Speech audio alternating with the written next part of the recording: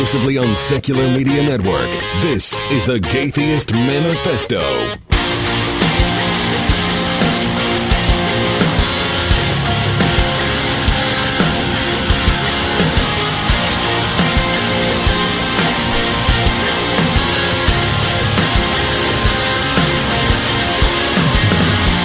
Hello and welcome to the Gaytheist Manifesto, your source for news, commentary, discussion, and debate at the intersection of the atheist movement and the LGBT rights movement. I am your host, Callie, right? Flying solo this week. Ari was not able to make it to the festivities this weekend. And so I had one hell of a weekend. So started at on Thursday in Williamstown, Kentucky, just about 40 minutes south of me.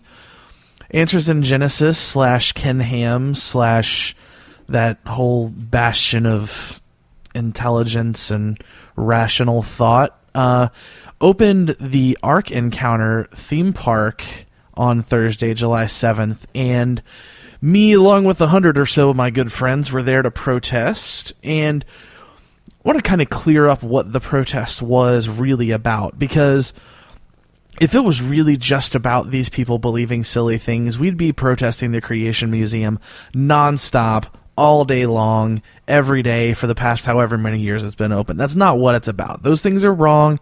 Those things are silly, of course.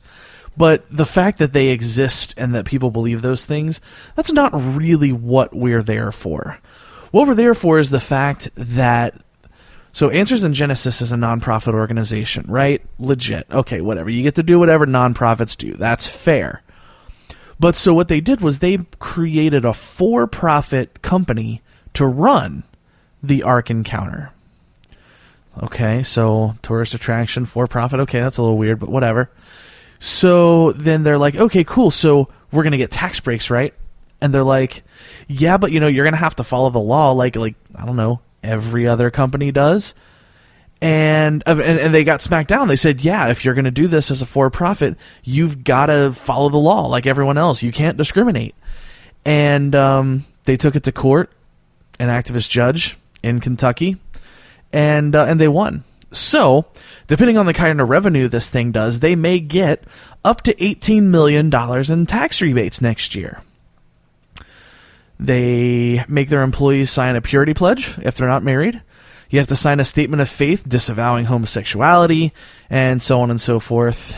And and that's just, it's not right. It's a church-state separation thing. So we were there to protest. It was a great day. There were lots of people there. Silverman from American Atheist was there.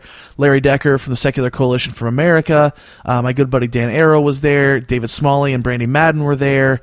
All kinds of people, along with my good friends, the Tri-State Freethinkers. I'm super, super excited that the Tri-State Freethinkers have made me their LGBTQ ambassador. It's really, really exciting. They're a great group. They're great allies. If anyone's ever heard me talk about my adventures on conservative talk radio, they're the ones that set that whole thing up and got me on 700 WLW, which is kind of the bastion of conservative talk radio in Cincinnati. So yeah, it was a lot of fun. So the first segment here, we're just going to go through some audio clips from the protest, and then you're going to hear the audio of my speech from afterwards. So after we did the protest, there was a rally that evening at the University of Cincinnati where I think we're 10 or 12 speakers, lots and lots of people. And I had the honor of speaking there just before David Silverman. And I'm going to just humble brag a little bit and say that I did pretty all right with my speeches as far as I can tell. So that'll be at the end of this segment. So learned a couple of things at the protest. And so we all know that atheism isn't a synonym for rationality, skepticism, rational thinking, reasonableness, that kind of thing. Also figured out that apparently atheists can't necessarily sing. So when we got there, they were handing out pieces of paper that had these chants and this song on it for us to do while we were there. And it was a lot of fun. So this is a song that somebody made up. I'm not going to spoil it by saying what it is. So I'm just going to play the clip. It's a sham. E-I-E-I-O. Perpetrated by Ken Ham.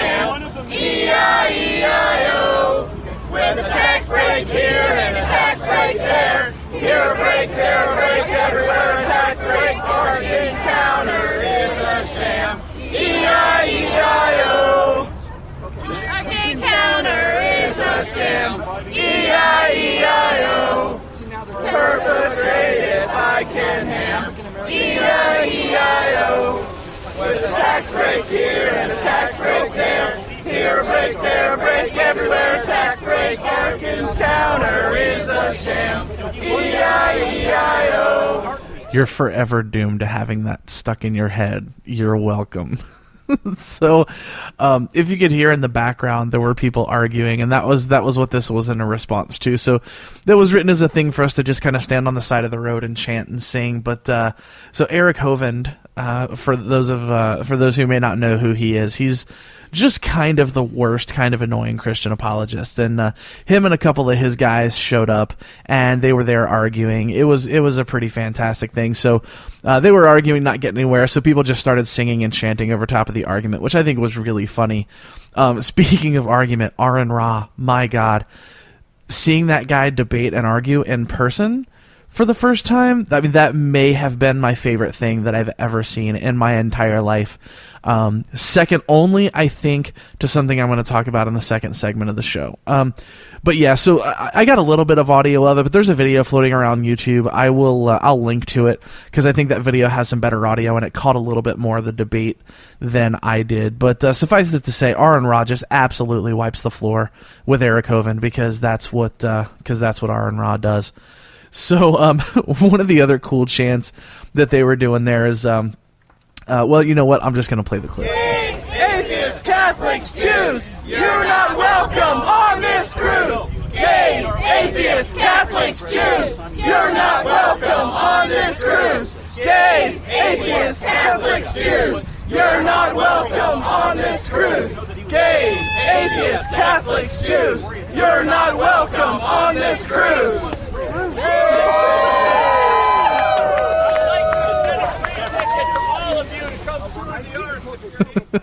Yeah, and you can hear Eric Hovind in the background there offering free tickets to come to the Ark, and a couple of folks did take him up on it. I didn't, just because, you know, as a queer and trans person, I'm just I don't know that I'd feel safe there. Maybe that's silly of me because I'd have a bunch of my friends around. I don't know. I just wasn't comfortable, so I didn't go. But a couple of people did. There's some pictures on Facebook. It's great. And apparently Bill Nye actually toured it with Ken Ham the day after, which is pretty fantastic. He's making a documentary, and I hope it makes it in there so we can hear just how absolutely silly he thinks all of this is, because it is.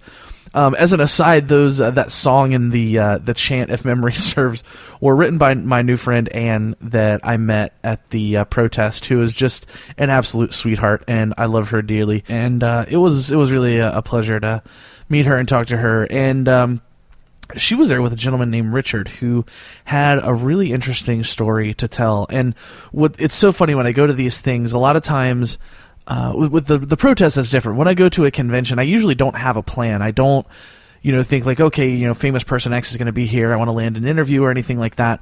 Thus far, every time I've gone to a given convention, I've found someone that I've gotten to talking to, or that they've approached me to share a story or an experience with me that that's relevant to what we do with the show here, and found one of those at the protest. So Richard is someone who has a pretty unique story, and he approached me to tell it to me, and I thought, it's not necessarily related to the protest, but I think it is a cool illustration of the diverse and different kinds of people who go to these things, and how you can meet the coolest people and the most unique and interesting stories. So I'm going to go ahead and play my talk here with Richard. Yeah, my name's Richard. I live in Louisville right now, but I grew up in Seattle, Washington in the 50s and 60s, and I was raised by two moms. And I didn't think there was anything peculiar with that, and apparently they didn't think so either, but that was back in the days when people kept a low profile. One of my moms was an atheist, a hardcore anti-theist, I should say, and the other one was a Native American spiritualist, and so I had kind of a very upbringing religiously. Very diverse, yeah. I also went to Catholic school from 3rd through 9th grade, and I actually left Catholicism as a second semester freshman. I was going to a seminary preparatory school for the priesthood, and the Jesuit priest started talking about hell, and I thought, okay, this is bullshit, I'm leaving. And that was the end of that. And so, I mean, growing up, did you know that? Was there a point where you realized that your family was different from most other families? Really wasn't until I'd come home from high school. I was at a boarding school. I'd come home from high school and I was living at home. And one of my friends kind of pointed out to me that it was kind of odd compared to the other people that he knew. I mean, the neighborhood I grew up in, there was a lot of single women roommates with kids. Gotcha. So kind of blended a little bit. Yeah, and I'm sure that there were other gays and lesbians in there, but I didn't have any idea. Right. And I didn't know there was anything weird about it, like I say, until I got to be like maybe 15 or 16 years old. And I didn't really personally think there was anything weird about it, but I recognized that there was a difference. Right. It's kind of like when I was about 11 or 12 years old, I grew up in Seattle Central District, and we had Asians and blacks and Native Americans and whites and all kinds of kids. We all just played together on the block, and I was around 11 or 12 years old, and I overheard some of my friends talking about how they were treated by society, and I suddenly realized there was such a thing as race. And I was shocked. I couldn't believe it. I was flabbergasted. So you were telling me that unfortunately your moms didn't get to see what happened last June. That's right. Yeah, my older mom, she had a heart condition and she died young. My other mom, she actually made it to 76. Wow. Before she died of a heart attack. But they both missed it, and I know they would have loved to have been married. Yeah. Because it's luckily. Both families were okay, so there wasn't this thing of blocking people from the hospital. Right. And they took on the decisions from the partners, you know, to do things. So that was pretty cool, but it didn't have to be that way. Right. So, but I know that they would have loved to be able to make that commitment. Yeah. And so, I mean, what did that mean to you? I mean, I'm sure, you know, getting older and growing up as an adult, I'm sure you eventually realized the full context of exactly, you know, what that all meant and what your moms may have faced if they had been outed or somebody figured out who they were and that kind of stuff. Yeah. So, you know, I mean, when that happened, what did that mean to you? Well, it made me both really happy and really sad. I was really happy because a whole bunch of people were going to have one of those blocks removed, but I was sad because it didn't happen for the people that were closest to me. Right. So, I mean, I'm really glad that we're moving ahead with equal rights for everybody. We're really pleased with that. One of my moms was a huge feminist. She started the Women's Health Clinic in Salt Lake City, which was a landing spot for people that needed abortions because you had to send them out of state. Right. So people would go there and they'd get the Underground Railroad to go to a different place to get abortions. And she did that for many years. And so I've always sort of been around gays and feminists and all that kind of stuff, you know, growing up. And so every time that we knock one of these down, I mean, there's still a lot of work to do. Right. You've got, you know, equal opportunity for employment is still a mess in a lot of places. We got these new trans bills, whatever, which really make me mad. Yeah. They're not keeping 40-year-old white men out of the bathroom, which are the ones that are going to cause trouble. There it is. But yeah, I think that's an important perspective because I think it's important to understand that, you know, even when we make these victories, because these victories are important, right? Yeah. But it's also important to recognize that there are so many people who suffered before those victories were won, and you know, those people didn't get to see the result of the things that they fought for. Yeah. And I think that's an important thing to remember when we talk about the urgency of these things, and when people tell us that, you know, we just need to calm down and we need to wait for progress. And, you know, my question back to that is, how many people have to suffer and die in the meantime while we patiently wait? Yeah, I disagree with that. Yeah. I think we need to make a fuss until things change. Absolutely. We can't stop making a fuss about it. And that's why we're here today. Yeah. Thank you so much for telling me your story. Okay, I greatly thanks, appreciate Callie. it. Make a fuss until things change. I love that so much. That's like if you really boil down my life philosophy, that's pretty much it. So after the protest, one more cool thing about the protest, I say cool as in facepalmy. So they ordered porta potties for the protest, right? Because we were on this kind of like island on the side of the highway, and it wasn't really easy to get to anywhere else. So the Tri-State Freethinkers ordered porta potties, and when they figured out we were there for the protest, they said, we're not going to deliver to you. So they called a second company and paid for it and everything. Delivery driver's on the way. Calls Jim from the Tri-State Freethinkers, like, hey, are you guys at that Ark Encounter protest thing? Yeah, we are. Sorry, we can't deliver there. Click. So somebody else that was there was Dan Barker from the Freedom from Religion Foundation, and apparently a letter has already gone out to the company in question. So that was a lot of fun. So that night after the protests, we did a rally at the University of Cincinnati, which was broadcast as a live episode of Dogma Debate. And there were lots of cool speakers there. I was really excited to get to meet Larry Decker from the Secular Coalition for America for the first time. He's a really, really great guy.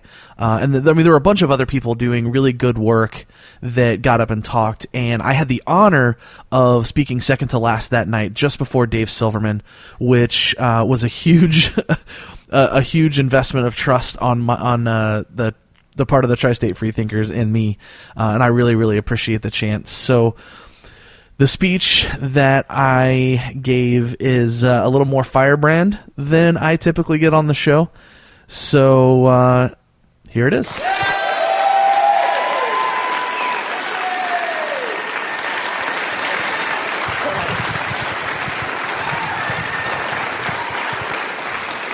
What's up, guys? What an amazing day, right?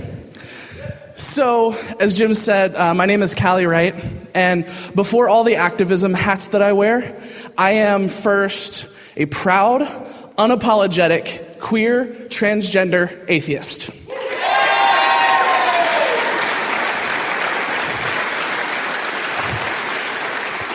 I host a podcast called The Gaytheist Manifesto, which is all about the intersection of LGBTQ and atheist activism. And as Jim said, I am super proud to be associated with the Tri-State Freethinkers as their LGBTQ ambassador. Those who know me might have an idea that I'm a diplomatic person. I'm even-keeled. I'm a calm, reasonable voice. And anyone who has any emotional investment in me as that person may be a tad disappointed tonight. Sorry, not sorry. So I want to use this opportunity to clear a couple of things up. When I started posting on social media that we were going to be protesting the Ark Encounter and that we were going to do this rally tonight, I heard the questions that Jim talked about earlier. Why do you have to protest someone's belief? Why can't you just let people be? And of course, these would be valid arguments if organizations like Answers in Genesis were willing to do that for us. I would venture to say that most of us in this room wouldn't be here if it were possible for these beliefs to exist in a vacuum.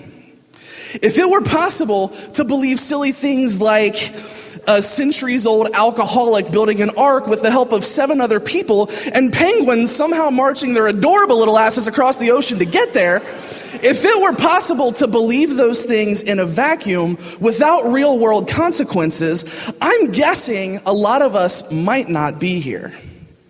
I don't know about you, but I'd rather be at home having sex with my girlfriend, getting drunk, and binge-watching Doctor Who than having to make a speech about something as obviously silly as Noah's fucking Ark.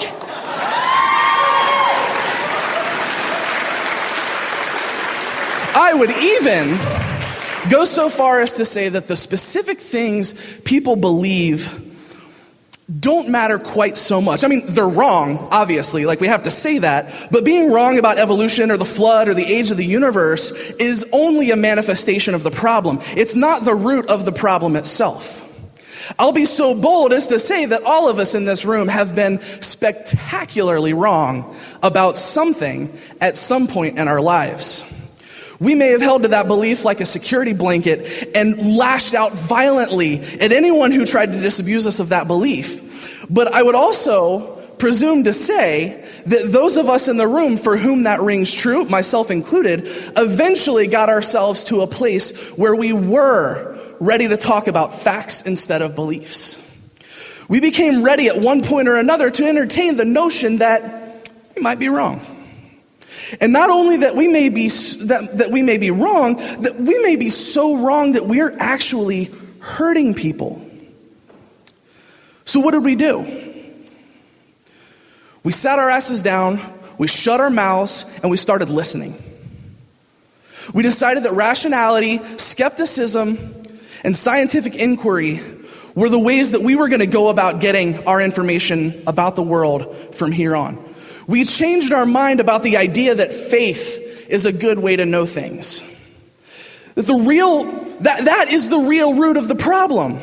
And abandoning the notion that faith is a good way to know things is the real solution.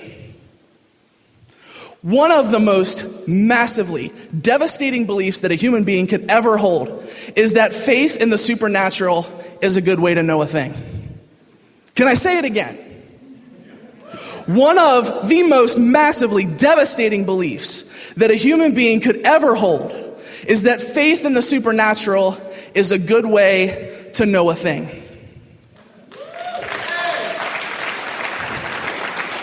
Now, I know I'm preaching to the choir here, but it's worth repeating that faith has a pretty abysmal track record of revealing anything important or useful about the world, right? And it's precisely for this reason that we must be here doing the things like we did this morning and doing the things like we're doing here tonight. We have to challenge the idea that wisdom comes from a holy book. Because it's precisely the idea that wisdom comes from a holy book that leads to everything from science denial to the denial of the rights of the marginalized and oppressed in our society. When we use faith to justify things, we can use faith to justify anything. When you're convinced that the almighty creator of the universe is on your side, all bets are off. That kind of faith flies planes into buildings. That kind of faith tosses people off of a roof for being gay. That kind of faith means you get to use your political campaign's Twitter account to call me a faggot and to threaten to beat me to death in the bathroom for taking a piss and suffer no consequences as a result. And relevant to today's events, of course, that's the kind of faith that tells you the evidence doesn't matter, that your belief is better than my knowledge, and that you can expect and demand privilege for these beliefs and get it. It's faith in the supernatural and the entitlement that comes with that worldview that says, we deserve $18 million in your tax money while reserving the right to discriminate against you because God. It's that faith and the entitlement that comes with it that says we get to hijack your science curriculum and infest the minds of our youth with baseless, unscientific bullshit that not only impedes our ability to learn practical and important things about the world around us, but also prevents us from simply enjoying the sheer beauty and complexity of the universe we live in.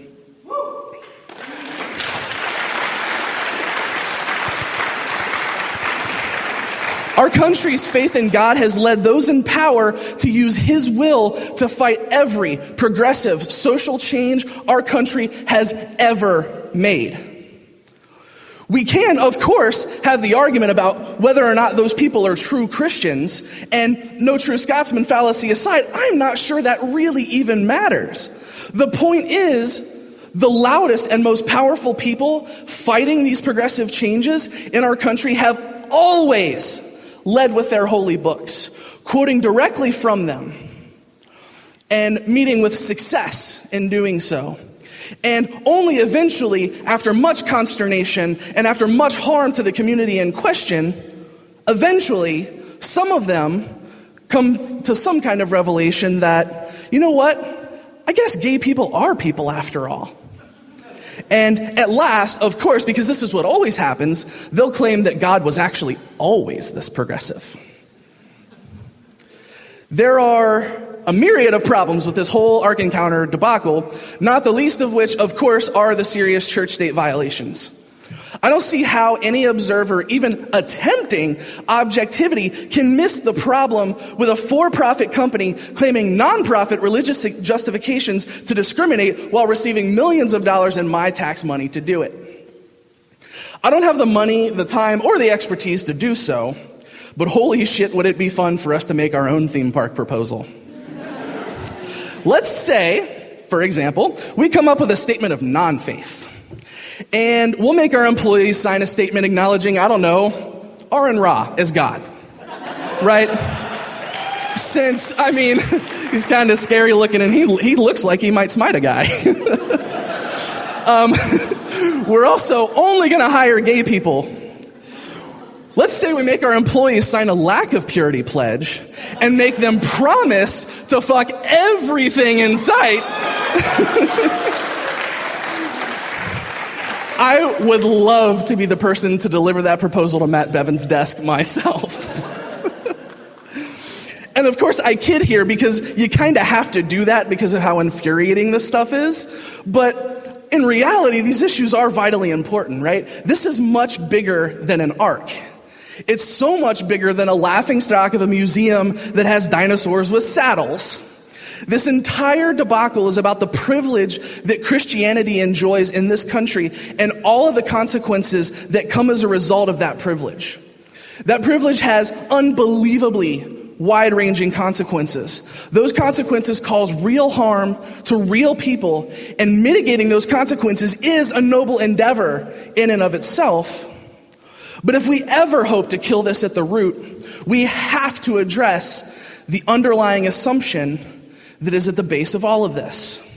And that is, of course, the assumption that your faith gets to dictate anything at all about my life.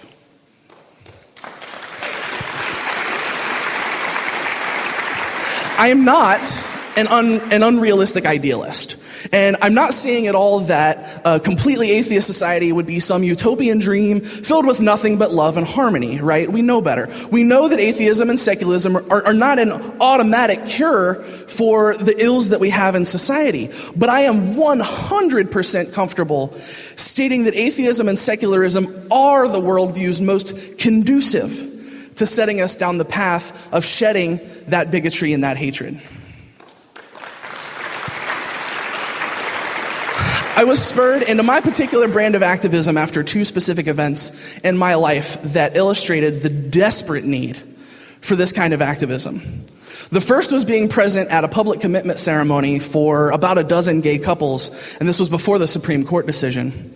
And in the course of performing the ceremony, I heard from the stage loudly and proudly proclaimed that if I didn't know love, I didn't know God, and that if I didn't know God, I didn't know love. The second was listening to a minister say in response to the suicide of a teenage trans girl that God was a first responder on the highway that day after she died. This monstrosity of a theme park celebrating a supposed act of genocide is no less tone deaf, no less hurtful, and the fact that the state of Kentucky is funding it is only a further slap in the face to those these organizations seek to oppress from a government that is and always was meant to be secular. My friends, when it comes to today, and when it comes to other acts of protest that we are all sure to meet up at in the future, don't let anyone ever tell you that you're protesting over nothing. Don't let anyone convince you that you've gone too far in simply showing up to be visible as the opposition. Don't let anyone convince you that your act of protest is no better than what these assholes are doing.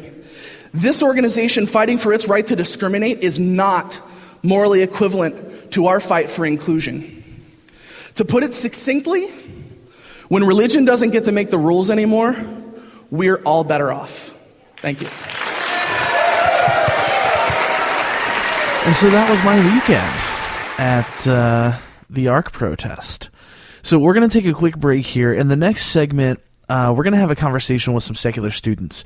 The Friday and Saturday after the Ark protest, I spent in Columbus at the Secular Student Alliance Convention at the Ohio Union at The Ohio State University. Got a group of folks together and just said, hey, I'm trying to have a conversation. And they obliged, and it turned out better than I could have ever possibly hoped for. So more Atheist Manifesto right after this. Here's an excerpt from Nailed by David Fitzgerald. Didn't there have to have been a Jesus? Perhaps he was just a wandering teacher or an exorcist, an apocalyptic prophet or a zealot who opposed the Romans. Perhaps he was all these things, or even a composite of several such early first century figures. But at any rate, surely there had to be somebody at the original core of Christianity, arguably the most famous individual in human history.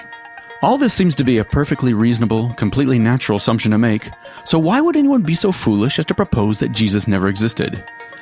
Doesn't it just make more sense to assume that there was a historical Jesus, even if we're unable to recover the real facts about his life and death? As it turns out, no. The opposite is true.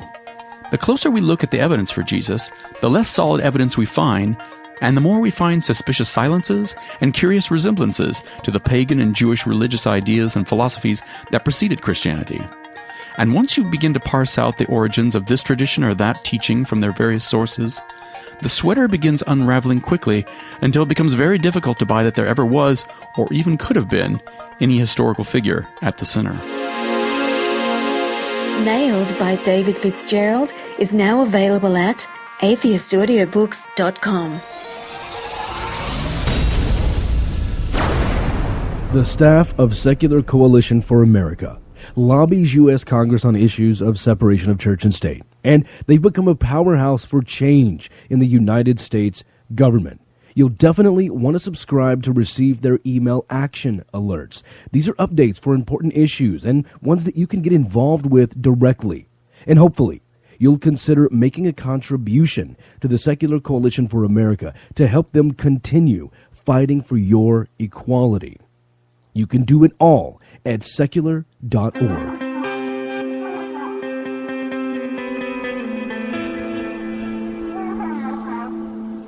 Before we jump back into the show, it's time to thank our patrons. Shout out this week to Renee and Jonathan of TDTF Pod, which is a show you should totally check out.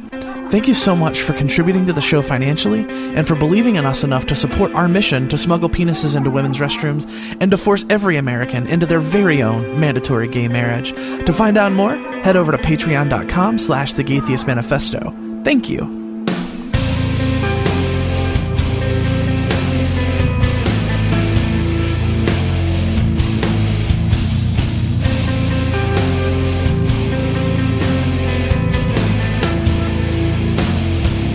Welcome back to the Gaytheist Manifesto. So as said before, I spent the rest of my weekend, Friday and Saturday, in Columbus, Ohio at the Secular Student Alliance Convention.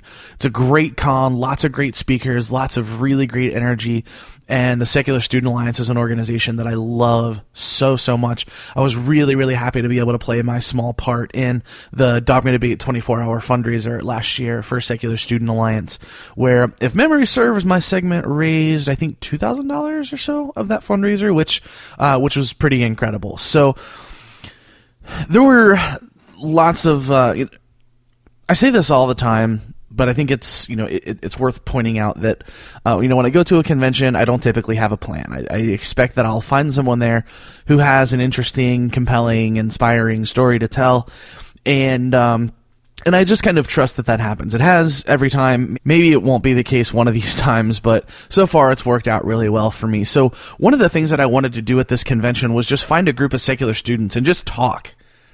Not so much a formal interview as just like, hey, let's get to know you all and what things are like for you and what your activism looks like and, what things are like in those environments. So I got a group of folks together during the dinner break on Saturday, and we had an absolutely fantastic conversation. I'd planned for it to go about a half hour. It went over an hour, and frankly, I'm not going to edit it down. The episode will end up being a little longer than it typically is, but the conversation was just fantastic, so I'm not going to cut it down. So there's a point where you will hear a change in the sound quality, and unfortunately I spent some decent money on this interface that's kind of messing up on me. I'm going to have to go knock some heads at IK Multimedia, the company that makes it. The conversation's all there, but you'll hear a change in the sound, and just know that that's the audio. It's not whatever you're listening to the podcast on. So here is my conversation with some secular students at the Secular Student Alliance Convention in Columbus, Ohio. I'm here at the Secular Student Alliance Convention, and got together a little bit of a group for a discussion here. So if you all want to let's just go around. First name, where are you from? I'm Emma, and I'm from UT Austin's chapter. I'm Ben, and I'm the president of the Secular Student Alliance at Jacksonville State in Alabama. I'm Sean Rivera, and I'm the president of the Secular Student Alliance at the University of Texas at San Antonio. Awesome. So one thing that I'm really, really curious about with all of this is, do you feel like the wider atheist and secular community has enough for students, younger people, youth, whatever word you want to use? Do you feel like in the wider movement that your concerns are valid and important to people in the movement? Absolutely. Okay, I guess I'll go ahead. For anybody who wants to take it, So. I think that I know a lot of people do say that the secular movement in general is older and heavily white. I guess the audio won't show, but I'm a minority. I'm black and Hispanic, and young. I think I've been given more than enough. I think that, if anything, a lot of the organizations, like not the Secular Student Alliance, but I'm a board member of the Free Thinkers Association of Central Texas, which I'm the youngest by around 30 years, and wow. I think they reach out very hard, and I think that they are directing all of their efforts towards nurturing us, because they know that we are the future of the secular movement, and they know that as far as percentages go, millennials are by far the most secular group that has come along so far. I would definitely agree that there's plenty of resources available, but there is kind of this disconnect between the older generation of atheists and the younger generation of atheists. For example, we had an Ask an Atheist Day that wasn't on the official day at our campus, but we had invited a couple people from one of the secular groups in Austin, and they were, both very old white men, which, is fine. They're still atheists. It's still great that they showed up. But it was very clear that they couldn't really relate to us or understand what our goals were compared to their goals, and I distinctly remember feeling a little bit uncomfortable with some of the things they were saying, just because it was clear that they didn't fully understand the perspective that we were coming from. I completely do agree with that. One thing that when I was talking to Mandisa Thomas, the leader of Black Non-Believers, even when the organization isn't necessarily made up of older people, it seems like there's still a kind of behavior that is easy to... Sorry, let me try to rephrase this. Oh, you're good. For example, demographically, my organization is actually, relatively diverse. Almost half of us are Hispanic.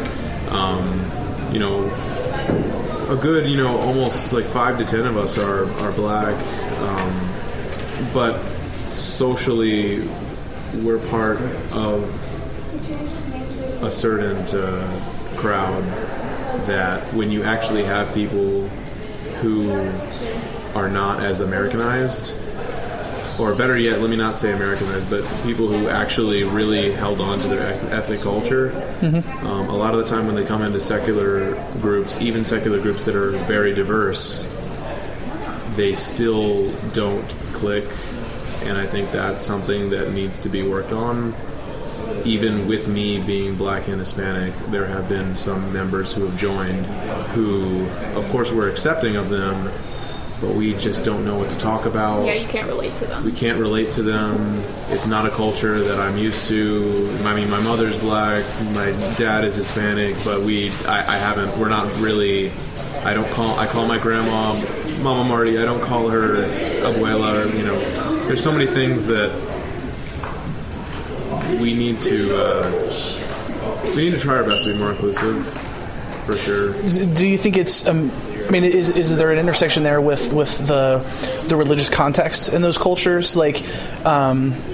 Because for so many people, in my experience, just hearing people talk about it, is that there's a lot of time where religious identity is very wrapped up in ethnic and racial identity. Absolutely. And so, is that kind of part of where the disconnect comes from?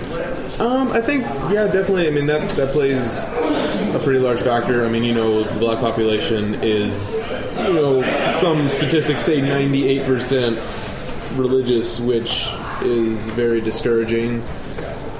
Of course, there's going to be many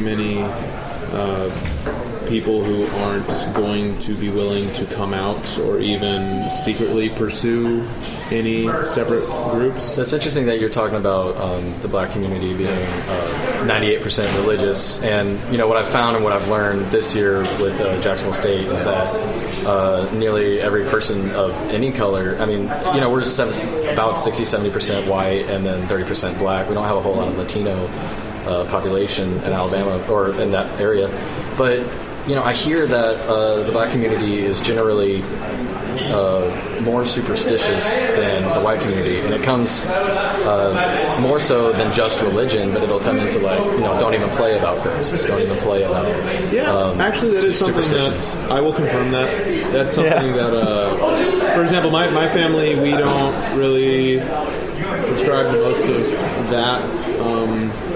My family is Baptist, but they're definitely pretty chill about it, I would say. And so when we're talking about, the broader atheist community, because, the broader atheist community, it does skew older, skews very white, very, middle, upper class. It definitely does seem to be kind of a movement of privilege. You run into a lot of resistance in some segments of the atheist community when you start talking about anything other than atheism, right? If you try to make it about social issues or anything like that, is that a thing that you all run into as well? That is huge. I've been ranting about this to pretty much anybody who will listen to this conference. Lots of discussions about this. I've been dealing with this, kind of on the home front right now, because I'm secretary of the office board, which kind of puts me at third in command, but I've been having problems with fellow officers where, we were talking about having a speaker come in, and I suggested, hey, what if we have a feminist speaker? And that sparked this whole discussion of what if, not everybody in the SSA is a feminist, not all atheists are feminists, what if we alienate somebody who doesn't feel comfortable about that? And I'm like, okay, one, having a feminist speaker is not the same thing as declaring everybody in SSA must be a feminist. And two, I'm perfectly okay with making sexist atheists uncomfortable because I don't want to be around that. Yeah. Let's strive for that. Well, and if we're going to reduce the argument, what if you wanted to have somebody like David Fitzgerald come in and talk about mythicism, right? Not all atheists are mythicists, but that's very much, an atheist religious issue. So, you could even reduce it to that. What if we have an atheist who doesn't do atheism the same? We're going to disenfranchise. That's so silly. Yeah, the idea that we have to make every single viewpoint within atheism comfortable within the Secular Student Alliance specifically, because just being at this conference and seeing the list of speakers that we've had and hearing the topics that have been talked about, it's very clear that the Secular Student Alliance is a supportive group for feminist ideas, is a supportive group for the LGBT community, and being a member myself, that's a great thing to hear because it makes me feel so much more comfortable that I'm in company of people who are going to accept me for who I am.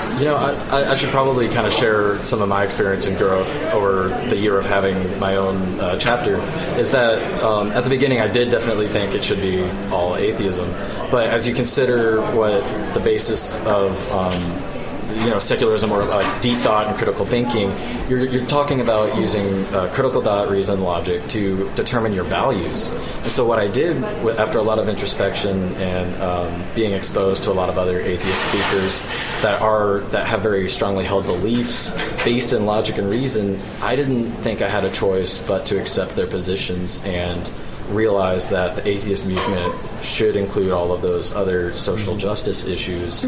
But to me, it is kind of a result of my atheism. Yeah. Whereas I've met a lot of people who are feminists first and realize that they came to atheism the other way around. So I think either way is valid. And that's kind of how I came to it. A member of the LGBT community. Yeah. See, the thing for me, basically, going off of your point, using feminism and atheism as an example, for me personally, I have simultaneously been an atheist and a feminist for most of my life before I even knew there were words for such a thing. My mom wore a pantsuit to her wedding, and my parents are atheists, so, it was bound to happen. So for me, it's not that one led to the other, it's that they influence each other, and they're kind of inextricably connected. Yeah. And so, part of being somebody who values skepticism and values, free thinking and values, evidence-based decision making, opinion forming. It seems like they're natural conclusions, to make, and people who don't subscribe to feminism or whatever, it's not that they're wrong, but it is a case of this is something that is based on just simple logic, like being a skeptic and being a free thinker. Like, these are the conclusions that you come to. Women aren't less people. Than men. Women are disadvantaged by society. Misogyny in our society is a problem. Like, these are basic conclusions that you can gather just by looking around. Yeah. So the idea that this is somehow a controversial issue in the atheist community is just baffling to me. Well, the thing for me is the way that I try to frame it is, like, in my mind, there are two reasons that you care about talking about atheism, secularism, the subject of religious influence and religious privilege.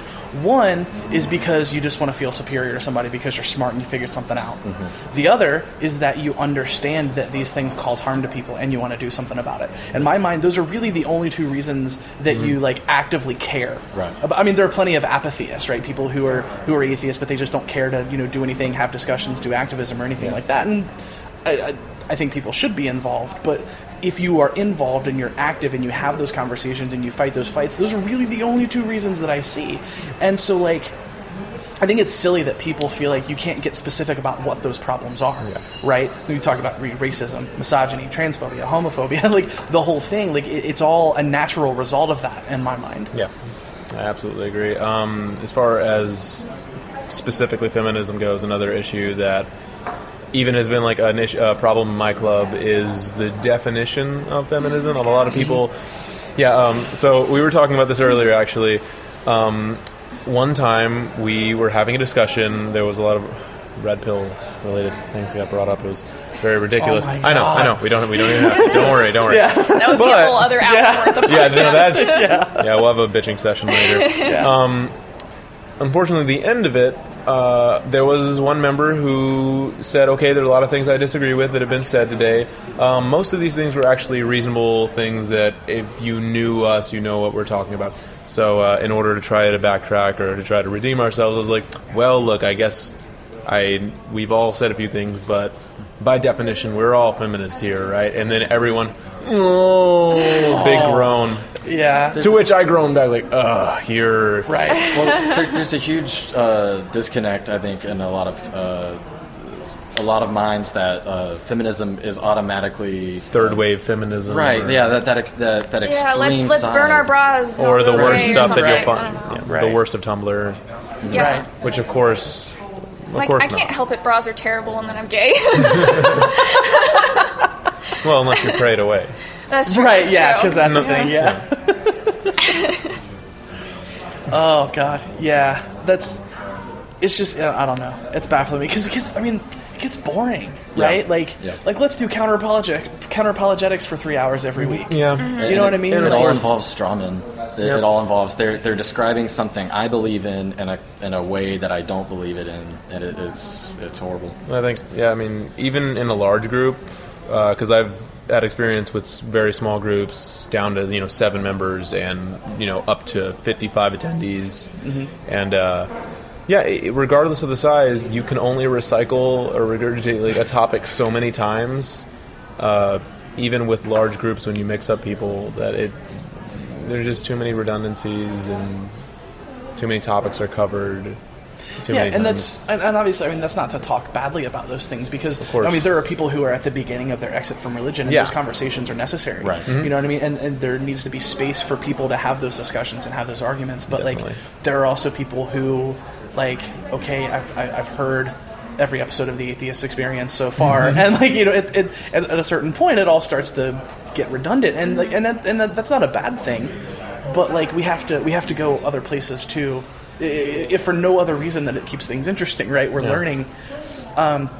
So there are two stereotypes about, not even necessarily just students, but just younger people in general, right? There are two stereotypes that you hear that people are either super hardcore extremist, activist, aggressive people, or on the other, or the other side that they're apathetic or just don't care, or lazy or anything like that. So I'd kind of like to hear your reactions to those stereotypes. And obviously, I think we know that generally speaking, those are straw men that people build to dismiss the legitimate things that people say. But I'd love to hear your specific reactions to those things.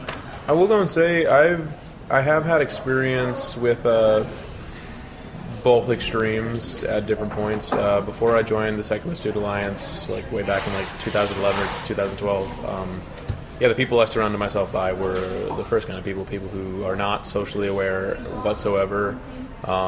If somebody tries to raise their consciousness, they will certainly reject it or plug theirs and say, you know what, no, I don't like talking politics, I don't like talking about these things, let's just go into the woods and burn things. I was it was me and a bunch of hicks in Texas. Right. Yeah. Well, I was the token black. I can speak from the perspective of that first stereotype you mentioned, because I kind of receive this. I'm the recipient of a lot of stereotypes, and some of them are true, some of them aren't. For example, I am gay and also wearing a snapback flannel and Vans right now. So, I fit that stereotype. Right. And I'm also an activist, and I'm a vegan, and I'm a feminist. So, there's a lot of things that people are going, rolling their eyes and saying, oh, of course she is, of course she is, of course she is.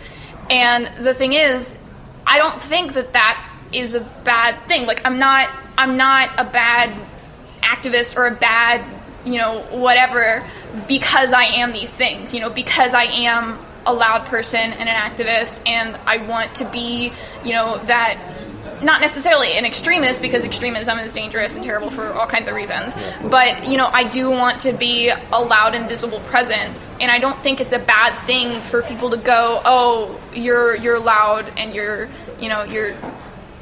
what have you. So a conversation that I had once is I had someone who was so they promote themselves as a skeptic, right? They're a skeptic first before they're anything else, and that's fine. So and they were promoting some pretty harmful ideas about trans people. Wow. And so when I listed out 5 paragraphs of here's why everything you said is wrong and actually hurtful, right, the response was, well, I'm asking questions because I'm a skeptic, not an activist. So derisively. their skepticism ends at so they ask the questions and then they don't want to see the answers. The assumption implicit there is that you can't base activism on skepticism, which right? makes no sense. Then that means you're just skepticism leads to activism. Well, that's exactly what I'm getting at, right? Because when we talk about trans people committing suicide, right, the fact behind that is that 41% of trans people have attempted suicide. Right. You know what I mean? So activism is based on a fact that's an actual thing. Right. So I mean, is that kind of thing the kind of thing that you all run into? Oh, they're just activists. They have an agenda to push, and they use that as an excuse to not take you seriously. Well, of course, anything related to gun control issues. Sure. That's the immediate go-to. Right. This is all just about gun control. They're just trying to push this agenda, even though, of course... Yeah, there's a lot of derailing that happens that, if there's an issue that happens to have many facets and touches on, several things. For example, the Pole shooting, which I don't know why I keep bringing it up, because it always ends in a conversation that's upsetting, but... that touches on gun control, that touches on religious extremism, that touches on homophobia, and so there's all of these different things coming into play, and people want to make it about whatever their pet issue is. Yes. So thank you so much. Last night we ended up having a conversation among a lot of us, and it became about Islam, because right now we're at a secular convention. There's a lot of people who feel very strongly about, Islam and about religion, which is fine. That did play a part, but the thing is, there's still other issues at play here. You can't just make it a single issue thing. All three, and they're all intertwined in a way that to divide them in any way is completely incorrect. A key word that's lost in a lot of secular conversations that I've had, and also conversations about complicated issues in general, is nuance. That is, it's just so vital. Being a part of the queer community, that's something that you have to make sure that you understand, because there's so much nuance involved. Like just, trying to define the difference between bi and pansexuality, that's something that requires a lot of nuance and a lot of careful thought and wording.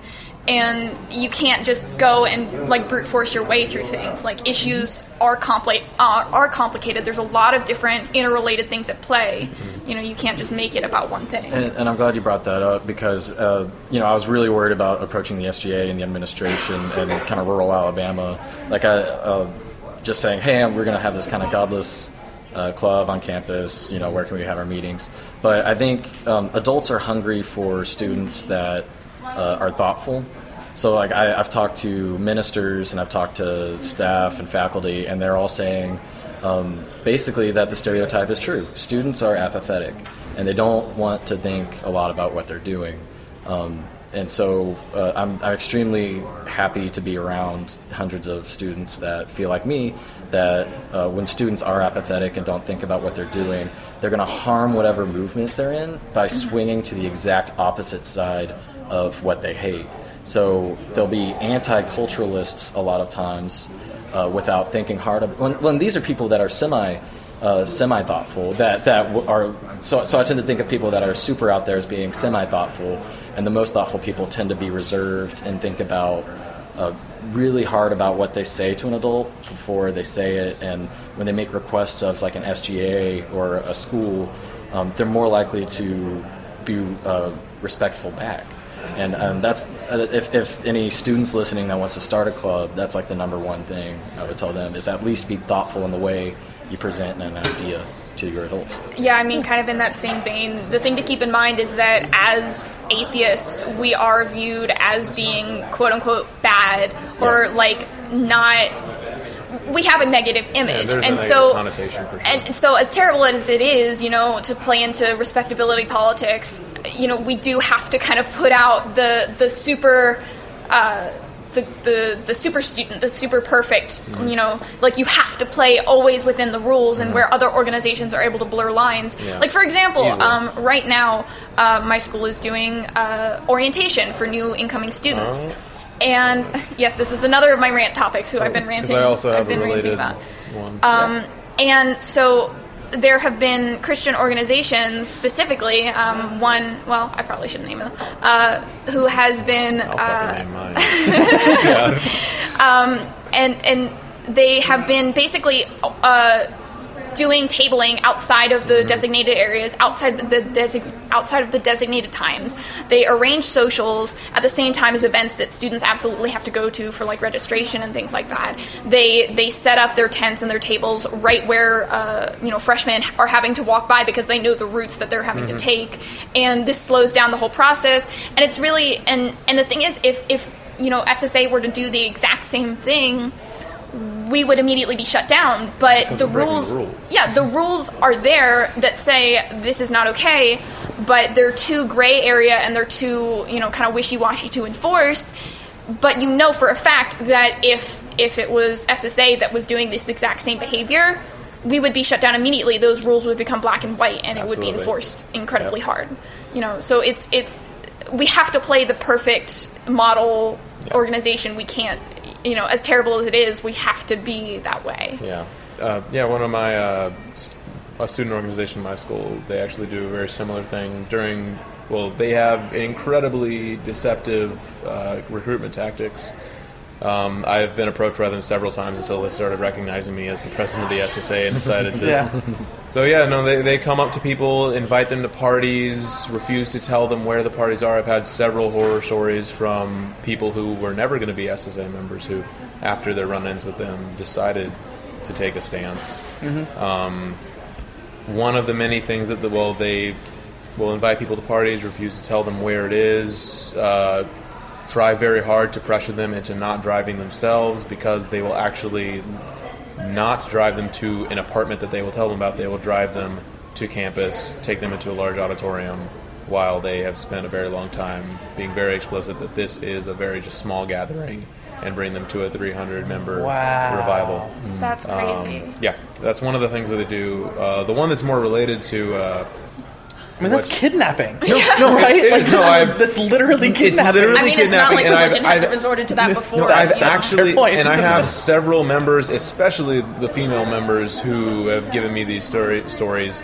The male members, they usually try to take a different approach. Like me, they'll always walk up, "Hey, like, what's up, bro? Hey, bro." Like, oh yeah, I don't talk like that, thanks. But like, no, I'm not interested. One thing that they do that's related to what you're saying is, and I'm pretty positive there is absolutely no official rule that is allowing them to do this process. But they have an agreement with student life where during student move-ins they gather in huge numbers to all the student housing and help move in, and they use that. And while they're doing that, they do the exact same deceptive recruitment tactics to students who they are helping move in. They just like bill themselves as like, oh, hey, we're a social group. Come hang out we're with a us. social Then, group. They always get younger, attractive girls. They'll say, hey, and I mean, the thing is, I can't be specific, or I can't stress enough that I'm not exaggerating, and that I do have every single example that I come up with, not only is one from one member, but from 3, 4, or 5 members, where they will be approached even by like a young, attractive girl who will very much stress like a personal, like, hey, I want to get to know you. Like, hey, let's hang out sometime, just you and me. Can I get your number? At which point, months and months and months of every other day, hey, just trying to check up on you, just trying to do this. And of course, if they ever do follow up on it, it's always the revival. That's some cult level shit. It's very bad. I guess I won't say their names because one person did actually. They have borderline hate speech. They have very large. We have a guy. I'm not going to say his name. We call him Ginger Jesus. He's a long red bearded Bible thumper. He comes up there several times a week. We also have. It's lit. The campus is littered with other ones too. But yeah, he gets into very explicitly hateful speeches, things where he has very directly expressed things like all Muslims are evil. He stood above our LGBT organization, like stood above where they were sitting, let out a whole large sermon. Things have even gotten physical in the past. It's very bad.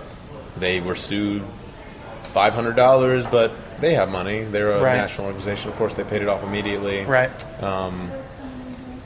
Yeah, it's a real mess, but they are treated so. They get such preferential treatment, and they get a lot of freedom. And so, kind of running low on time here. So, what I'm curious about, are there unmet needs? Like, are there things that you feel like the wider community could be doing to support your work better? Sending people to us, meeting younger people that are likely to be secular in nature, and if they have any inkling, send them to us. A lot of times, clubs pop up and die. Apparently the average 8 years, or 2 to 4 years. I mean, my current SSA barely survived the last year. It dwindled down to 6 members, and it's purely because of them that the club still exists. Yeah. So promotion to 2 younger people. So we can only do so much on campus with flyers and advertisements. So if you can get into high schools, middle schools with anything, or that's something I'd love to. Yeah, I can speak to personal experience with that. Is that I've been an atheist my entire life, and I wasn't that great about seeking things out. And it's purely by fluke that I found out about SSA. I saw a flyer on top of a urinal. That's why I'm here right now. I found out because I ran into my suite mate and at dinner in the dining hall, and she was like, "Oh, I'm going to this thing. You want to come?" And I'm like, "Okay." And it's like if I had not run into her that day, I never would have known SSA existed, or I may have found out at a much later time. And I'm incredibly grateful that I did find out about it when I did. But I wish that it had been sooner, and I wish that it had been not about to die. And so like if we could, I mean, it's hard because like it's hard to like say things that are not esoteric, like help more, like like recruitment is great, and advertisement is great, but there's only so much you can do in that vein. Like there's a certain amount that needs to be like awareness raising, like on a national scale, so that people know that this organization exists. Because not everybody is great at seeking things out, like we were talking earlier, with like either they're supreme activists or apathetic. Now I was neither of those. I was somewhere in the middle, but I wasn't seeking things out, and if it had been better advertised, maybe I would have run into it and been able to connect with it sooner. You can't be afraid to express your secularism. Like you're not going to be like a church if you say, "Hey, find your local club." They'll find out very quickly it's not like a church. I mean, usually they'll take up donations and stuff, but it's non-dogmatic, and so you can't say, "I'm not going to advertise to this person. I'm not going to share my experience deconverting because that sounds too much like a witness." It is fundamentally different. So you can't just say because the act is similar, I'm not going to do it. So don't be afraid of sharing. Well, we should talk to Silverman. Yeah. One thing that I really think needs to be done in the secular movement, and I've talked to a lot of people, and I completely understand why they have to choose. You have to pick your battles. It's high schools. I feel very strongly about high school SSAs. I was in a high school SSA for 2 years. It didn't work out, unfortunately. Our club founder, who coincidentally is my previous president who just graduated. Yeah, nice coincidence. I mean, since I'm in San Antonio, you're fate. In Austin. Yeah, it's fate. Okay, there is a plan. Yeah, but when he and I went to the same high school, and when he founded our Psycho Student Alliance, he had to threaten to get a news crew in. That's wow. Yeah, the vice principal in charge of student activities was a pastor's wife, and so of course from the get-go it was an uphill battle the whole time, and the environment is dramatically different. In practice, there's little to no freedom of speech, realistically, depending on what subject you actually want to cover. There's freedom of speech if you're a straight white cis male Christian. Well, yeah, there's freedom of speech unless they don't like it. Right. That's really what it is. And I completely understand why some organizations, even the SSA, just out of necessity, have devoted a lot more attention towards college organizations. First, because a lot of people don't really look into themselves until they are around college age, or until they're getting out of high school. And you also don't have the freedom of movement that you do in college, in high school, because yeah, and I think it also has a lot to do with the fact that you have to deal with pushback from parents a lot less. Yes, because if you're dealing with people who are in college, generally speaking, you're older than 18. So there's some level of freedom there, and some less pushback and that kind of thing. I think. Yeah, because during some of the discussions I had, in the end, one of the reasons why they have to choose their own battles is because when it comes to high school issues, it's really either the student can deal with it, or you can threaten a lawsuit. I mean, there's really no middle ground, and that's really unfortunate. And so I understand why they have to choose their own battles. I really hope there's something more we can do to help high school students. Personally, during my workshop and during other things, I have really been trying to reach out to whatever high school. I mean, I don't know who is a high school student at this convention, but if there's one, I really want to find them, get their contact info, and if I have to be a shadow president for some high school across the country, I'll do it, because not only is there little freedom of speech, but also the power dynamic is so much different, and in the end, they're just kids. So the way that my high school secular student alliance fell apart was, of course, like I said, not many people discover themselves, for lack of a better word, until they're leaving high school. The turnover is always almost entire, exactly. But the nail in the coffin was still freedom of speech issue. Yeah. So, last question. Are you all as annoyed by how older folks always talk about, like, oh, you're young people, so you're the future? Like, are you as annoyed by that as I am? The future as in, like... Well, what it implies to me is that we messed everything up. We're giving up. It's on you now. You know what I mean? Like, that's, you know what? That's what I take from it. I almost find some nobility in that. Since I mean, I've usually gotten kind of the other thing of like, oh, you young people, like you don't know what it's like to be old. Yep. Like you're too radical or something like that. And honestly, one of the best responses that I've seen from this. And this is from, if anybody knows who Nerd Fighters are, Hank Green. Yeah. Oh, yeah. Hank Green received a question kind of in this vein of like why he was Hillary supporter, but like he supported Bernie supporters, if that makes sense. Mm-hmm. And it's basically that, you know, he is older, he's like mid to late 30s, and you know, he's reached a point in his life where stability is a big thing for him, but he thinks it's really important to have the radical aspect in you know, youth communities and the youth movement. That's not really a thing, but you know what I mean? Yeah. It's important to have radicalized people who are going to be passionate and are going to be activists because they are the ones who are going to provide that momentum. Mm-hmm. So, you know, you have the older people who are there and who have been through that for kind of a stabilizing aspect and kind of a moderating aspect to help get that stuff done, but you have the radicals to provide kind of that energy, you know, and that's why I'm so loud about the things that I believe. That's why I'm so energetic and so vocal about, you know, the things that I feel are really important issues, because I know that if I don't say anything, then the people who are stable and comfortable and don't really want things to move that much, they're not going to do it. Mm-hmm. And we're going to stay exactly where we are unless we have, you know, young radicalized people fighting for it. And, you know, I'm not suggesting that we all radicalize to the point of extremism, because again, that's dangerous. That's not, you know, okay, that's part of the problem with religion.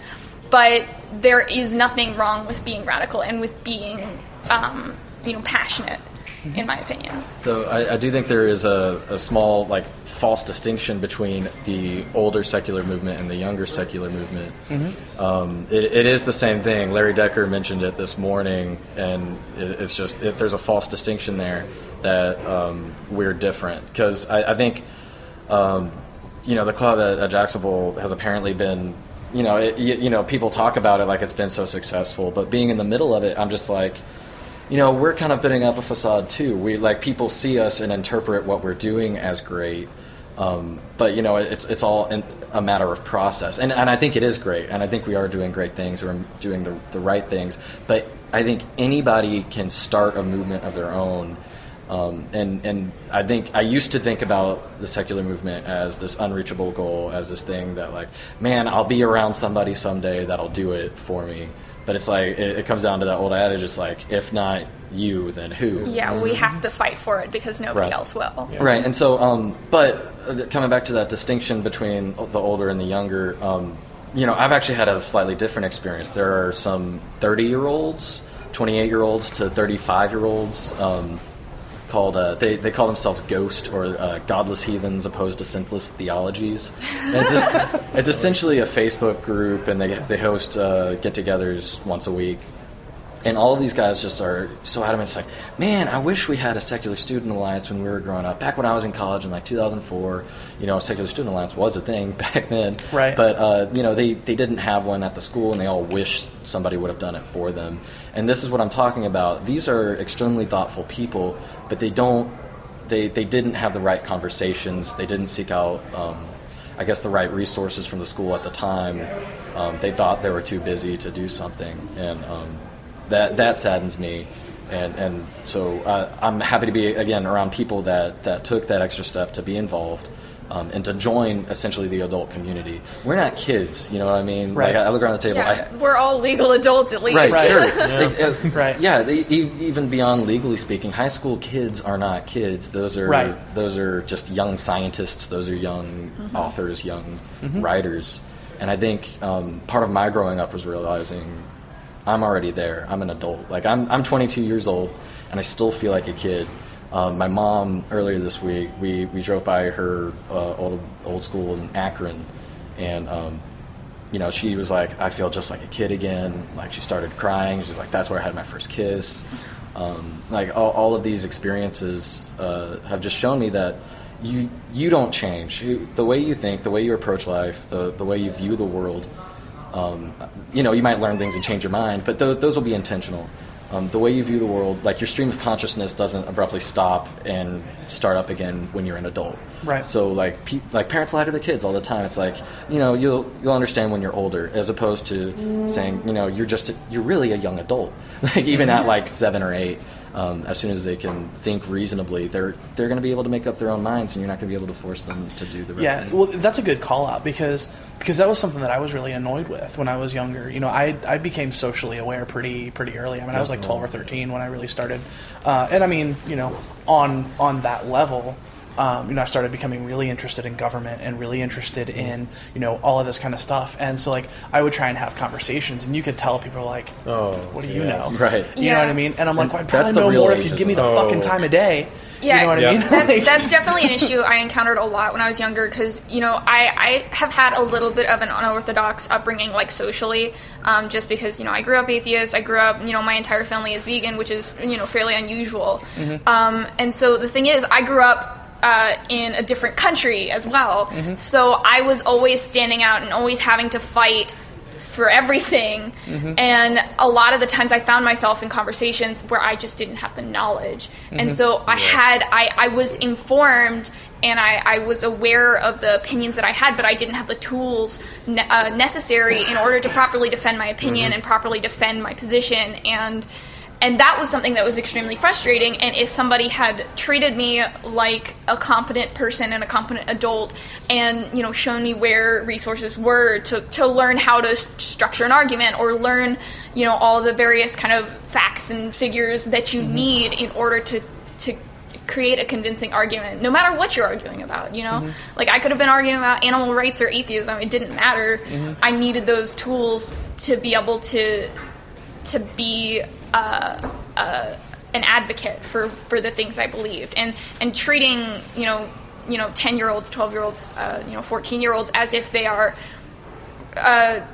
they aware enough, logic, or as if their opinions are invalid and they'll grow out of it. Yeah, like I hate the or that they don't have the capacity to understand or anything. Yeah, when I was 13, I knew exactly why I believed in feminism. I may not have had the word for it. I may not have had all the rhetoric, but I knew what I believed and I knew why I believed it. And just because I didn't have the tools to properly explain that didn't mean that it was an invalid opinion, and it doesn't mean that it's changed. I've become more educated, so there are things that, like, my mind has changed on, certain topics simply due to a lack of education, but, like, overall, like, I still believe the same things. I'm just better educated about those things now. So, like, 13-year-old me is the same me that I am today with more knowledge. Right. It's... So, I mean, is that something that you all feel like you have to fight against constantly, or is it one of those things where, like, you're having to fight, on the issues, and then also fight for people to even think that you're qualified to speak or have an opinion? Yes, I have some examples now. This isn't necessarily within the secular movement. There are some things, of course, that I'll disagree with some older secular folks.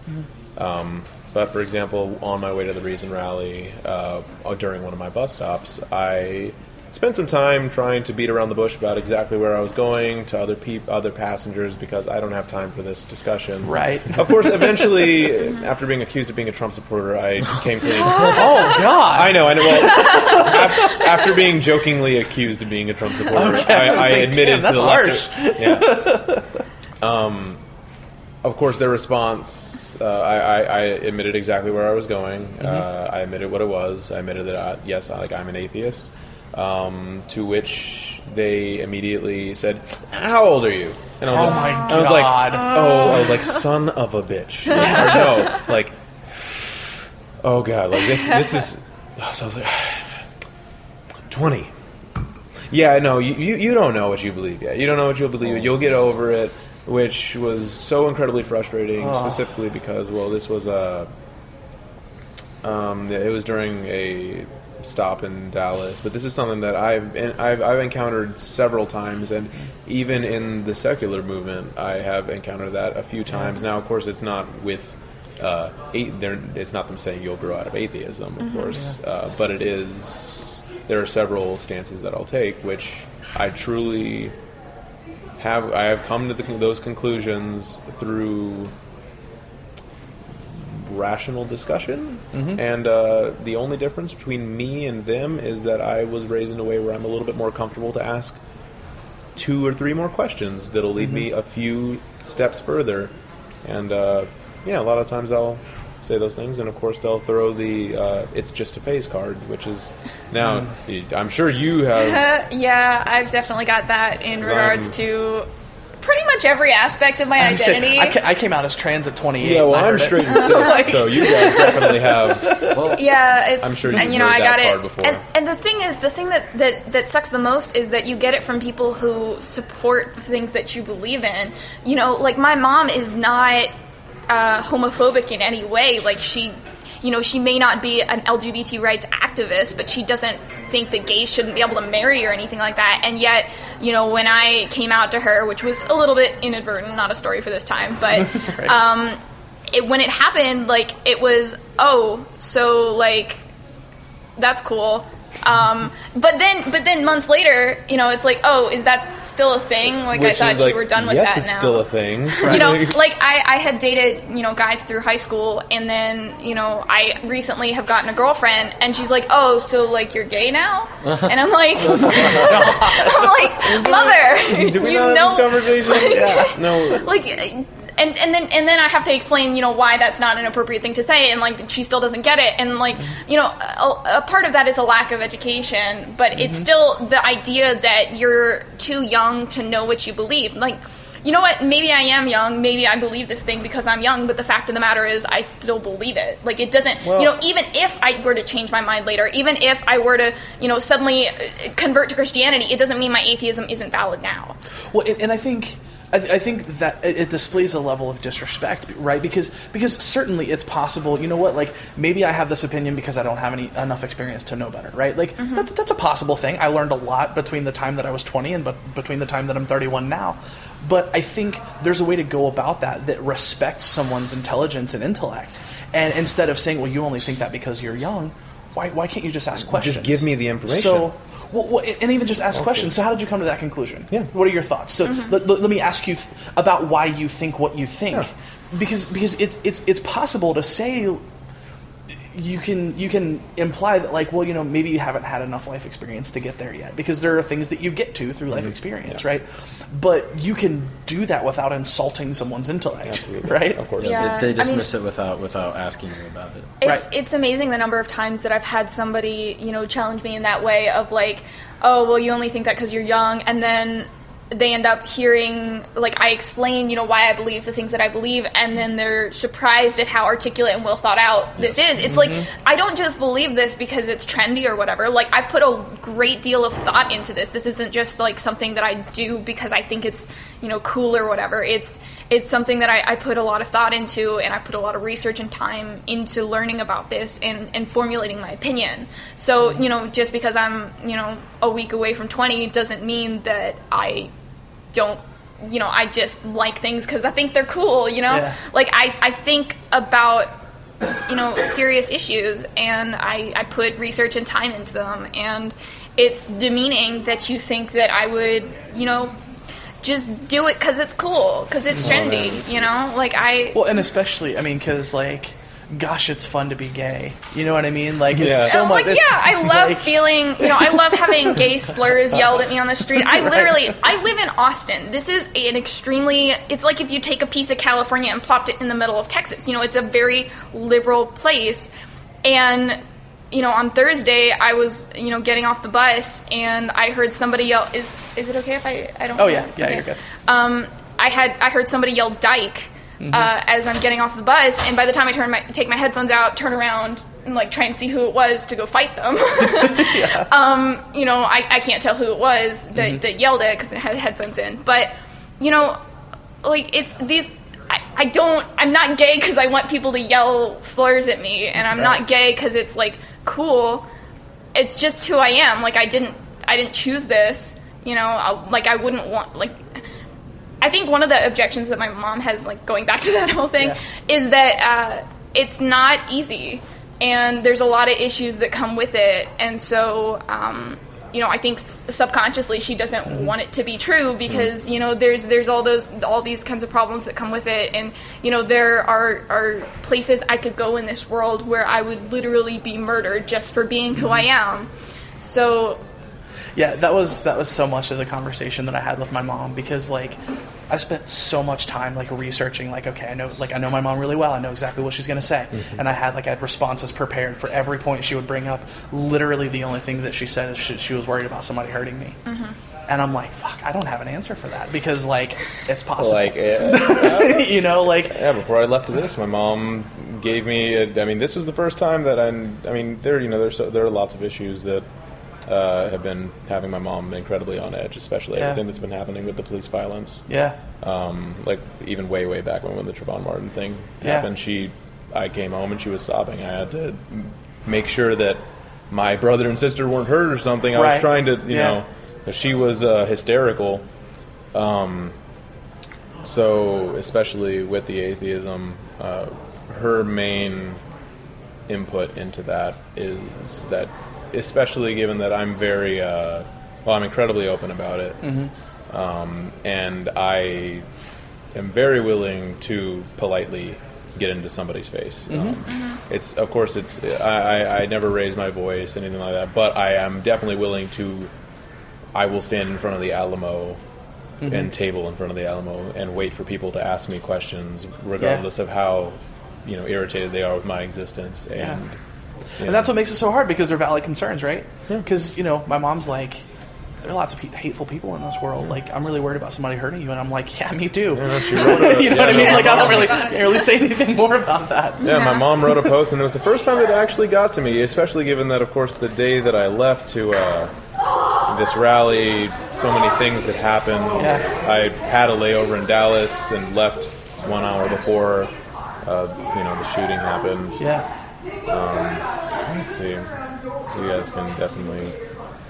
Yeah, she said, be safe and be careful. The GOP is gathering soon there, and all hell is breaking loose. Know who you are. I'm proud of you. And she's had several discussions with me where that's really her main concern, that she really does think that me being a black and Hispanic atheist, you know, who approves of all of the things that I approve, also that I am very, very active with Planned Parenthood, and that, once again, I'm very willing to politely get in people's faces, and I'll have the conversations in very public areas, and I will go up to street preachers and have these things. I completely understand why she's incredibly concerned, and I was being raised by a black mother, the main moral of the story is, or the main thing that they push is to teach you how to interact in public situations with people who may have power over you and come out alive. Specifically with like police interactions, things like that, and especially interactions with pretty much anyone who rubs off as a redneck. We lived in a neighborhood where that was a problem. I've had guns pointed at me before, and a few things like that. So I know that hopefully she's not too on edge 24/7, but it's probably not easy for her. I find myself sometimes struggling with a point of privilege where first of all, I'm a college student, right? College students are among the most privileged people in the world. Second of all, I'm white, I'm straight, male. I basically have everything going for me, right? You got everything except Christian. right. So it's I've really learned a lot from being open about my atheism, just about what it's like to have people talk to you like you're different, and ever since I came out, I've found it more and more important to keep reminding my other white straight male friends that are Christians that they are the most privileged people in the world, and they can't talk about they can't really have and I include myself in this. We can't have very informed opinions a lot of the time when we grew up in a culture that's been very accepting to us, that we've been swaddled in love, and we've seen leaders that look like us all the time, that have the same looks and have the same backgrounds, and even the same behavior, the same behavior. Going back to even when you're part of a certain ethnicity, if you are socialized into the white if culture, you can talk white, it's acceptable. I'm white. I wanted to. I've always tried to word it with a little bit more class, but no, there's really the reason I was easy pickings for the SSA is because I talk like a white person, or I know how to talk like a white person, for lack of a better way of it. Even if that's not the appropriate way. There's really no way to put it appropriately other than which is why because that's how it is. That's literally what it is. I talk like a white person, and that's why I was I was socialized very easily into it. That's why so many people who were potential members who come in, they just don't click. It's in that one. It's not fully anybody's fault, but there's a cultural. We still do need to make an effort to include them. Luckily, Black Non-Believers is trying, and they're definitely making a lot more headway than some. I love them so much. I know, right? Yeah, no, dude. Alex Jules is. I love Alex Jules because he's like. Yeah, right down the it's crazy street. that you haven't met him because you live right next to him, but yeah, you live next to all the Dogma Debate people. But I just again white straight males be vocal, even if you're a Christian, right? It's be vocal about other people's rights, because that to me I get a lot of patriotic. It's like. That's the most American thing to do, is to stand up for the group, the minorities of the John Cena video. Oh, the John Cena. Yeah. Oh my God. That was brilliant. I was in tears. I was I was tired. I was tired because I just finished moving and shared it. Been an emotional week and everything. I sat down. I was like, oh, what's this? And by the end, it really hit hard. Yeah, it's definitely a wonderful impulse for to encourage straight white cis men to talk about these kinds of issues. But again, I would like to caution and be careful about not talking over. So I'm white and I support Black Lives Matter, but I have to be careful about the way that I talk about it, because I don't want to talk over the people whose voices really matter. That is something that I've seen. It's been a problem. For example, with my partner right now. In the beginning, they were a bit. We had to work on it. They, for lack of a better word, they were very Tumblr, SJW. They went a little bit farther. They were the kind of person who, luckily, they weren't to the degree where, I do know some people who will try to lecture Black people on why they have, internalized racism, which is something that it can be valid, but a lot of times when I see examples of it, no, that's not actually a valid example. And that's a thing that I'm kind of having to switch back and forth between, because as a trans person, obviously there's a monumental giving up of privilege that happens when you come out and you transition, but then when it comes to conversation surrounding race, then I'm an ally. And it's not my place to center myself in those spaces, and there's a very sharp dichotomy between how those things work, especially because if we're talking about trans people, trans women of color, if we talk about the violence that the queer and trans community faces, we're all at disproportionately higher risk. But if you're also a queer or trans person of color, multiplies even more. if you look at the faces of trans people who are murdered, it's almost always Black or Latino trans women. Almost universally. Yeah, no, it is. So, one thing that let's see, I was trying to remember exactly. Pause. No, it's still going. Sorry. It's just over an hour, so it's counting seconds now. Sorry. Like I said, that has been a bit of an issue. I think it's very important to understand one's identity as an ally, and then stop there. Now, you can definitely work and continually refine your definition of exactly what it means to be an ally, and you can add things to that. But for example, right now I'm very, very active with Planned Parenthood, and I am actually trying very hard to get a internship with Generation Action. And when they ask me why do I want to be part of this, it goes back to what you said earlier. When you are part of the privileged side, or the privileged group, depending on which category of privilege you're talking about, the most important issues to ever get behind are the ones that you have the option to not get behind, the ones that do not affect your lives. Because, for one thing, and we were talking about feminism at one point earlier,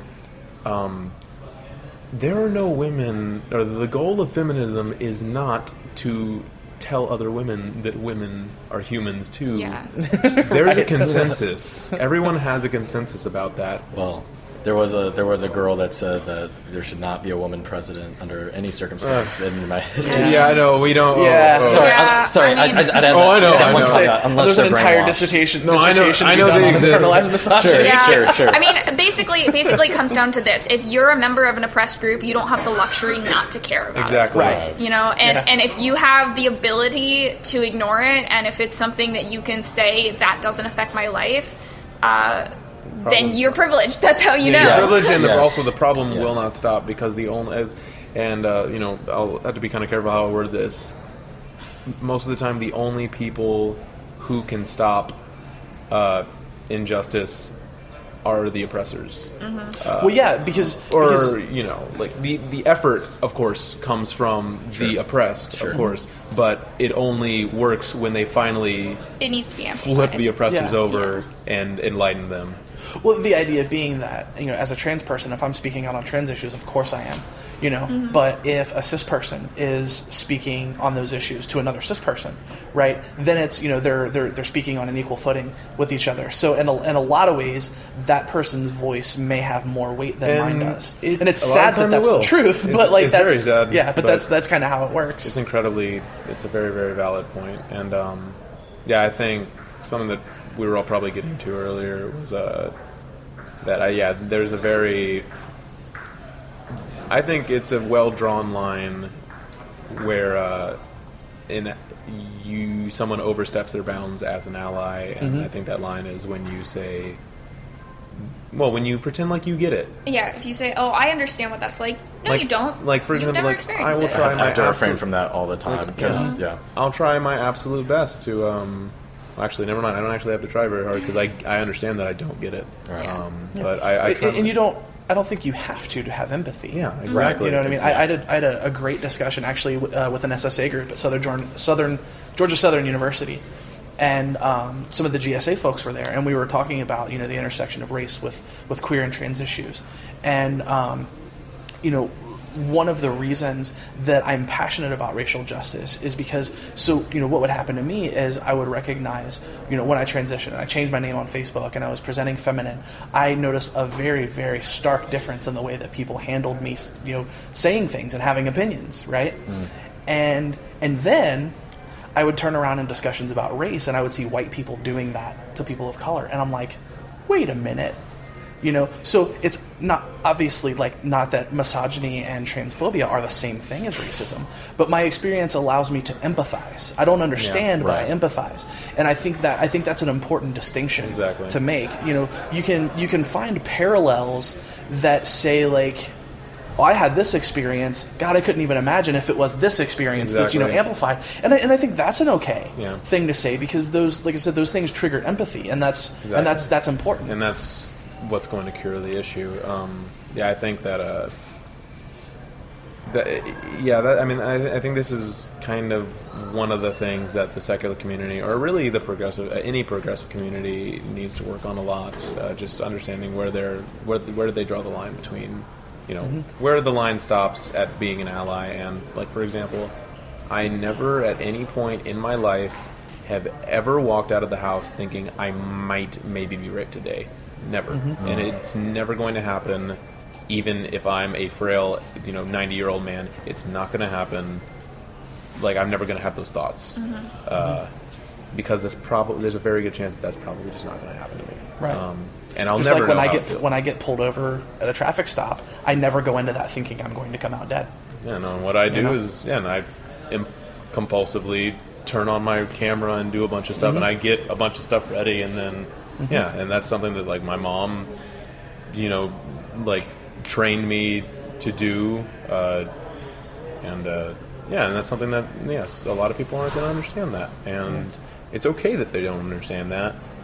Just for example, I know what it feels like to be powerless, but I don't know what it feels like to think I'm going to be raped any day. But I do feel I've had examples of feeling somewhat powerless. So the best I can do is say, well, maybe it's similar to that, but way, way worse. I'll never know what it's like to have somebody yell a racial slur at me or what it feels like, but I do know what it's like to have somebody yell a gay slur at me. Yeah. And it's not the same thing.